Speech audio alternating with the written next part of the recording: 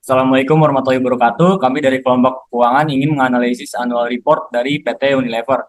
Yang pertama ada teman saya Muhammad Lidansya Alfariski. Lalu yang kedua ada saya sendiri Muhammad Arsyarif. Lalu ada Maisha Jasmine Sabrina. Lalu ada Faisal Fadila Saputra. Di sini ada topik pembahasan. Yang pertama ada profil perusahaan dari PT Unilever sendiri. Lalu yang kedua ada visi misi perusahaan.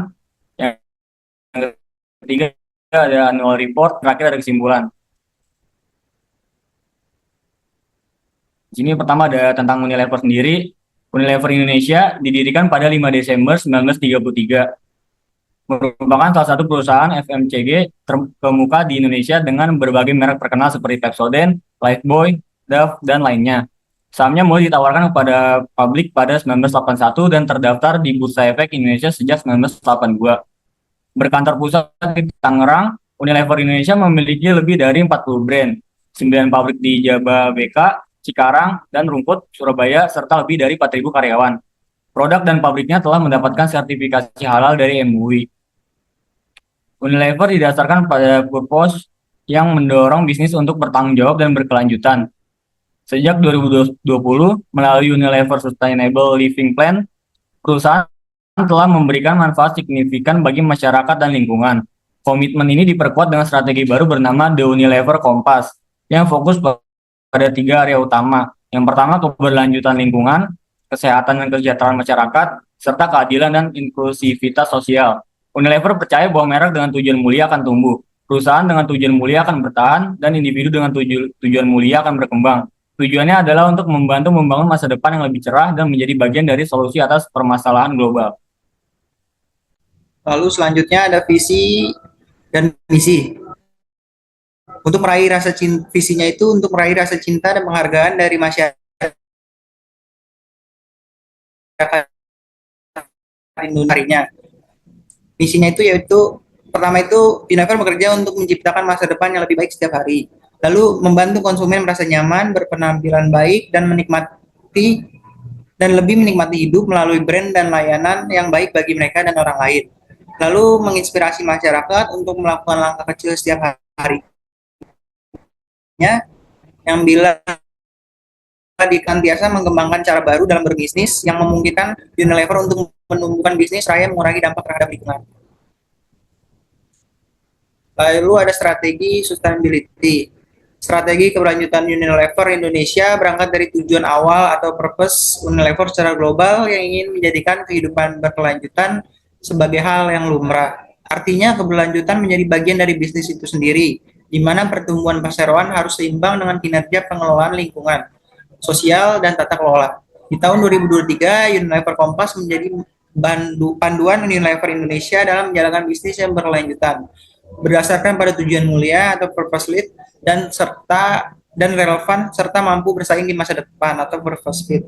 Perseroan terus meyakinkan bahwa merek dengan tujuan mulia akan bertumbuh, perusahaan dengan tujuan mulia akan bertahan, dan individu dengan tujuan mulia akan berkembang. Kedepannya, Unilever akan terus memonitor dan mengevaluasi strategi keberlanjutan Unilever Indonesia dengan tetap menyesuaikan kebutuhan masyarakat dan lingkungan serta tetap selaras dengan tujuan mulia perseroan. Lalu selanjutnya tujuan menjadikan kehidupan berkelanjutan hal yang merah. Visinya memberikan kinerja unggul dengan menjadi pemimpin global dalam bisnis berkelanjutan. Fokusnya itu pertama itu meningkatkan kesehatan planet, meningkatkan kesehatan diri dan kesejahteraan masyarakat, berkontribusi dalam menciptakan dunia yang lebih adil dan inklusif. Strateginya itu aksi perubahan iklim, melindungi dan meregenerasi alam, dunia bebas sampah, positive nutrition, kesejahteraan dan kesehatan dan kesejahteraan, kesetaraan, keberagaman dan inklusi, meningkatkan standar hidup dan pekerjaan di masa depan. Didukung oleh prinsip dasar berbisnis perusahaan yang bertanggung jawab dan penghormatan terhadap hak asasi manusia. Selanjutnya ada laporan keuangan dari 2019 sampai 2023. Laporan laba rugi dan pendapatan komprehensif lain. Di sini kita bisa lihat dari 5 tahun ke belakang dari 2023, yaitu di sini untuk penjualan bersih, harga pokok penjualan dan laba bruto tertinggi ada di tahun 2020. yang mana mungkin melatar belakangi di mana masa COVID yang membutuhkan banyak-banyak barang yang dipasok sendiri oleh Unilever. Tetapi jika kita melihat beban usahanya, Unilever juga memiliki beban usaha tertinggi pada tahun 2020. Yang mana di masa COVID mungkin harga bahan baku dan harga operasional cenderung lebih mahal dibanding tahun-tahun berikutnya.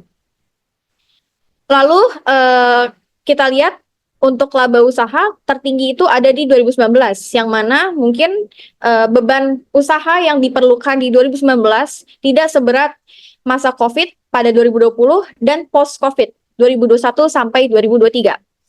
Jadi kita bisa lihat di sini untuk penjualan bersih sendiri tertinggi ada di 2020, yang mana kita bisa memberi kesimpulan bahwa laporan laba rugi di 2023 memiliki penjualan bersih paling rendah dan juga laba usaha paling rendah dibanding 5 tahun kebelakangan. Selanjutnya ada laporan posisi keuangan. Di sini ada jumlah aset, jumlah liabilitas, ekuitas, modal kerja bersih. Untuk jumlah aset sendiri ada tertinggi di tahun 2019 yaitu sebelum COVID di 20,649 triliun. Lalu untuk terendahnya ada di tahun 2023 di 16,664 triliun. Yang mana untuk jumlah liabilitas itu tertinggi ada di tahun 2020 yaitu di 15,597 triliun dan terendah ada di tahun 2023 yaitu 13,283 triliun. Untuk ekuitas sendiri tertinggi ada di 2019 di 5,282 triliun dan yang terendah ada di tahun 2023 di 3,381 triliun. Yang mana disimpulkan untuk net working capital tertinggi ada di 2023 yaitu di 5,032 triliun. Selanjutnya ada rasio keuangan. Di sini ada margin laba bruto, margin laba usaha, margin jumlah penghasilan komprehensif tahun berjalan, margin EBITDA, laba usaha terhadap ekuitas, dan jumlah penghasilan komprehensif tahun berjalan terhadap ekuitas. Di sini kita bisa lihat kalau margin laba bruto tertinggi itu ada di tahun 2020 sesuai dengan penjualan bersih tertinggi yaitu ada di 52,3%. Lalu untuk di margin laba usaha tertinggi ada di 2019 sesuai dengan laba usaha tertinggi yaitu di 23,6%. Lalu selanjutnya ada margin jumlah penghasilan. Di sini tertinggi ada di 2019 yaitu di 16,5%. Lalu untuk margin EBITDA ada di 2019 yaitu di 26,2%. Lalu untuk laba usaha tertinggi itu ada di 2019 di 191,6%. Dan untuk jumlah penghasilan komprehensif tahun berjalan paling tertinggi ada di tahun 2020 yaitu di 142,9%.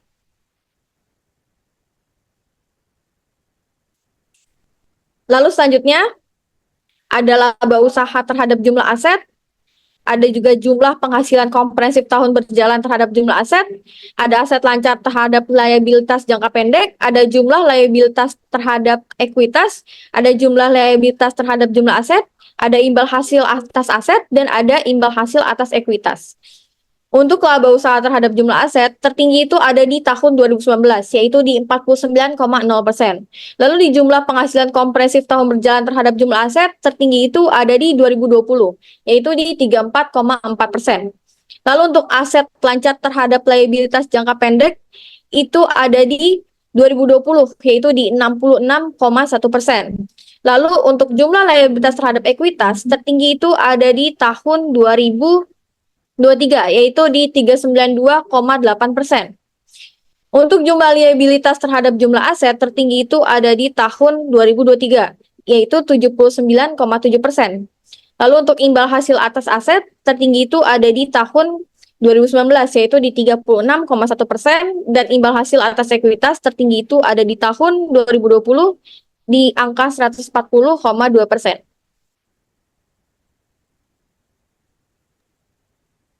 Ya, bisa kita lihat di sini penjualan bersih dalam miliar rupiah.